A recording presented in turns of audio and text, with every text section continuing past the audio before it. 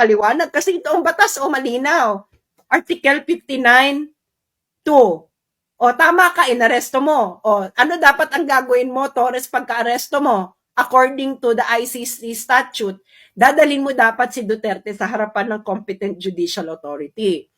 At pag nasa harapan na ng competent judicial authority si Duterte, yung competent judicial authority, ia-assess niya in accordance sa batas ng Pilipinas na one, na ang warrant ay nag-a-apply kay Duterte. Two, na ang person, si Duterte, ay inaresto in accordance with the proper process. At ikatlo, na ang karapatan ni Duterte ay nirespeto. At habang nandoon sa harapan ng competent judicial authority si Duterte, pwede siyang mag-request sa harapan ng competent judicial authority ng interim release pending surrender. Hindi nyo nga siya dinala sa harapan ng competent judicial authority. Doon pa lang mali na kayo. So, merong procedural flaw. Kayong mga lawyer, kung ang accused, kayong mga lawyer, mga dean, kung may procedural flaw sa pagkakaaresto, kung ang karapatan ng inaaresto ay hindi nirespeto sa kahit anumang proceedings, anong mangyayari sa kaso? If things are fair, yung mga lawyer dyan at din, anong mangyayari?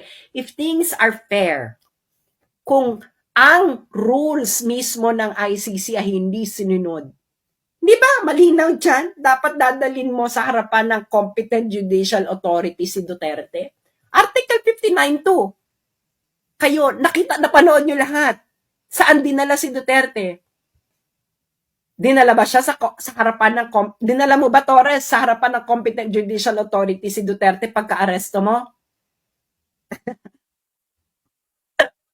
Sige nga, sasampahan mo ako live, tanga ka, Torres. This will be your end. You violated a procedure.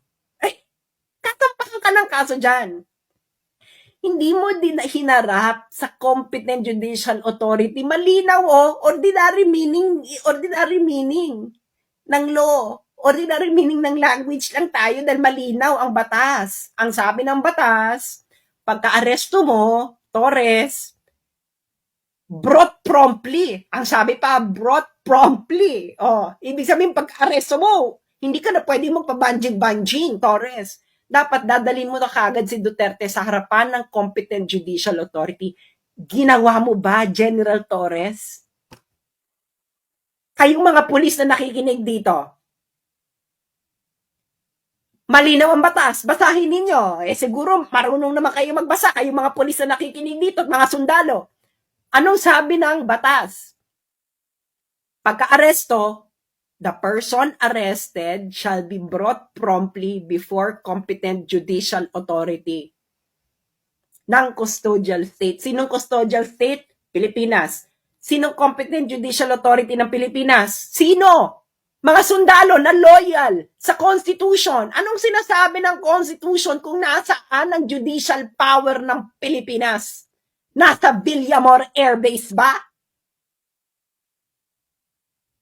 Kaya nga, di ba, loyal pa kayo sa Constitution? Ano sinusunod yung batas? Ayun ang batas ng arrest proceedings ng ICC. Yung inaresto ninyo, dadalin mo dapat sa harapan ng competent judicial authority ng Pilipinas. Ginawa nyo? Hindi nyo ginawa.